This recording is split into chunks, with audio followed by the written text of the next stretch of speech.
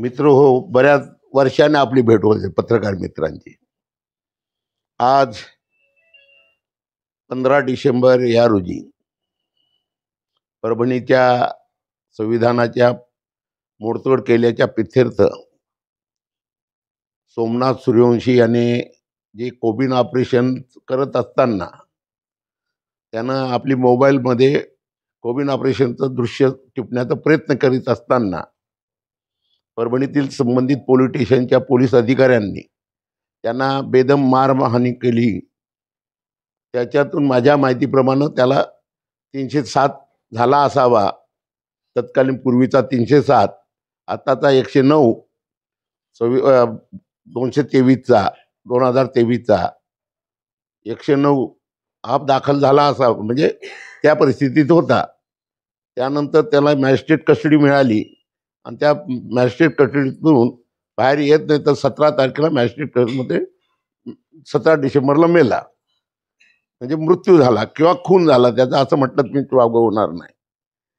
त्या प्रित्यर्थ आणि या भारत देशाचे सन्माननीय गृहमंत्री अमित शहाजी यांनी डॉक्टर बाबासाहेब आंबेडकरांबद्दल राज्यसभेमध्ये जे घृणास्पद वक्तव्य केलं, या दोन्ही कारणास्तव आज 30 तारखेला ठाणे शहरातील आंबेडकरी अनुयायी शिवशाहू फुले आंबेडकरी विचाराच्या कार्यकर्त्यांच्या सहकार्यानं समाजाच्या वतीनं 30 डिसेंबर या रोजी ठाणा रेल्वे स्टेशन इथून तर जिल्हाधिकारी कार्यालय या ठिकाणी शांततेनं मोर्चा निघेल.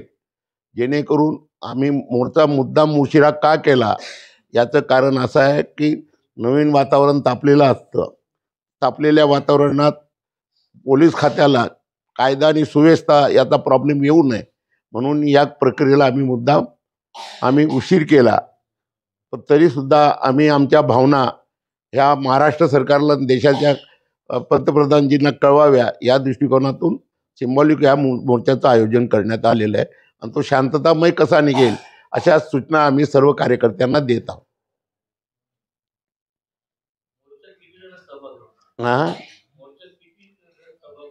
नाही, मोर्चा जास्तीत जास्त सर्व कार्यकर्ते एकत्र आलेले आहे. ठाणे शहरातले गट तट सर्व पक्षीय आणि शिवशाहू फुले आंबेडकरी बहुजन समाज पण आहे त्याच्यात. आम्ही प्रामुख्यानं शिवशाहू फुले आंबेडकरी विचारधारा असलेल्या कार्यकर्त्यांचा हा मोर्चा आहे. आता काही तुम्हाला म्हणजे स्पष्ट बोलायचं, काही आमच्या नेते मंडळी जे आहेत आज चळवळीतले RPI चळवळीतले त्यांचे लागेबांधे BJP बरोबर आहेत आणि ते डायरेक्ट अमित शहा किंवा नरेंद्र मोदी किंवा BJP सरकारबद्दल जास्त लगेच रोष ओढून घ्यायला तयार नाही. काही कारणं असतील त्यांचे, पण त्यांची मानसिकता एवढी म्हणजे बाबासाहेबाबद्दल काही असलं तर मनस्ताप होत असेल, पण काही कारण असतं तो मनस्ताप बाहेर काढत नाही. आता भास्कर वाघमारे आहेत, उबाळे साहेब आहेत, हा राजा भाऊ आहेत, आबा चाष्कर आहेत, प्रल्हाद बगरे आहेत, आलं का लक्षात. आणि आता आमची 25 लोकांची समिती आहे महिला भगिनी सहित, आलं का लक्षात. आणि मोर्चा आंदोलन काय कोण करत आलं आतापर्यंत सर्व तुम्हाला ज्ञात आहे. आता 10-15 वर्ष जरा शांत आहो. पोलीस खात्याला जास्त त्रास होऊ नये याची काळजी घेतो, कायदा आणि सुव्यवस्थेची काळजी घेतो, पण आम्ही जरा शांततेनं काम करतो. हल्ली ठरवून केले जातात असा आंबेडकरी जनतेचा पूर्ण विश्वास झालेला आहे, खात्री झालेली आहे. विरोधामध्ये वातावरण देशात पेटत असताना दुर्लक्ष करण्यासाठी, त्याच्यातून दुर्लक्ष करण्यासाठी हे चाललेले असावे प्रयोग. सर्वच आहे ते संविधान बदलणं हे सर्व त्याच्यात एकत्र आहेत सगळी प्रक्रिया. प्रथम आंबेडकरी चळवळीचा कार्यकर्ता बाबासाहेब आंबेडकर संविधान हे माझ्यासाठी महत्वाचं आहे. पक्ष नेतृत्व आणि महायुती हा दुय्यम आहे. म्हणून इथं जो काय प्रकार घडला भारतात आणि महाराष्ट्रात, जर का तो माथे फिरू आहे, तो माथे फिरू पुतळ्याच्या वरती जाऊन फक्त संविधानात कसा हलवतो? माथे फिरू एखाद्या रामाच्या मंदिरात, एखाद्या शंकराच्या मंदिरात का जात नाही? फक्त बाबासाहेबांच्या हातातलं संविधानच त्याला काय दिसतं? हे कुठेतरी केलेलं कारस्थान आहे. आणि नानांचे म्हटले ते EVMच्या संदर्भात अख्ख्या देशामध्ये जे प्रश्न निर्माण झालाय त्याच्यासाठी हा प्रश्न वेगळ्या साईडला डायव्हर्ट करण्यासाठी केलेला प्रश्न आहे. त्याचबरोबर राज्यसभेमध्ये अमित शहानी जो केलेला आहे, गृहमंत्री आहे देशाचा, पण त्याच्यामध्ये अंतर्गत जी चळवळ आहे, त्यांच्या डोक्यात असलेला RSS आहे, त्यांच्या डोक्यात सनातन आहे, तो बाहेर काढण्याचा प्रयत्न करतात.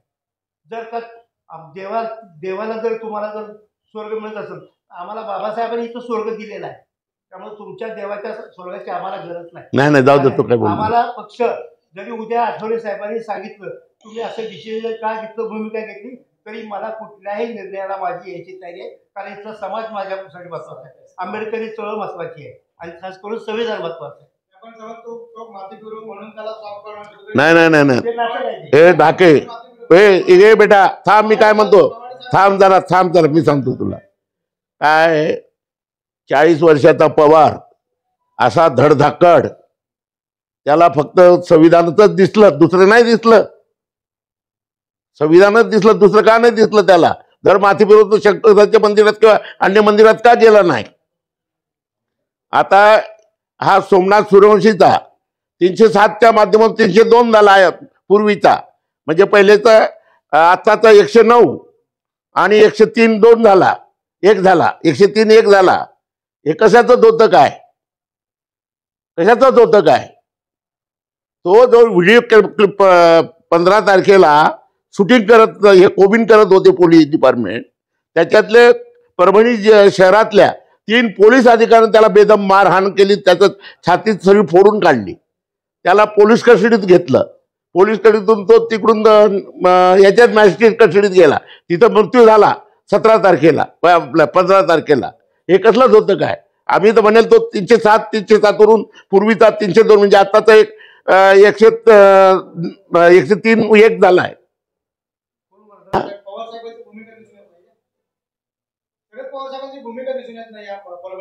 नाही, आता तो त्यांचा प्रश्न, ते मोठे नेते आहेत, आपण लहान आहोत आणि आपण आलं का लक्षात? आम्ही आंबेडकरी चळवळीचे लोक आहोत. हा, आम्ही एवढं आहे की या विषयावर तुम्हाला माहिती आहे 2018 1 जानेवारी झालेल्या प्रकरणातून काय घडतं, समाज एकत्र येतो.